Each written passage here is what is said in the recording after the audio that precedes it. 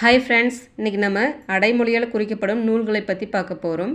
First one பார்த்திங்கன்னா பட்டினப்பாலை என்ற நூலுடைய அடைமொழி பார்த்திங்கன்னா வஞ்சி நெடும் பாட்டு என்ற அடைமொழி.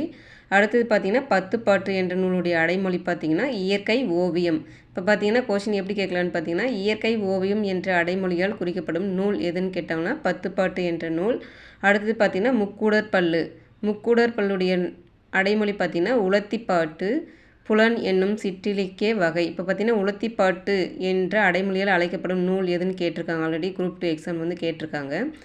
அடுத்தது பார்த்திங்கன்னா பெரிய புராணத்துடைய அடைமொழி பார்த்திங்கன்னா திருத்தொண்டர் புராணம், சேக்கிழார் புராணம், வழிநூல், திருத்தொண்டர் மாக்கதை, 63 புராணம்.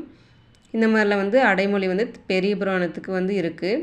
அடுத்தது பார்த்திங்கன்னா புறநானூறுடைய அடைமொழி பார்த்திங்கன்னா வரலாற்று களஞ்சியம், புறப்பாட்டு, தமிழ் வரலாற்று களஞ்சியம்.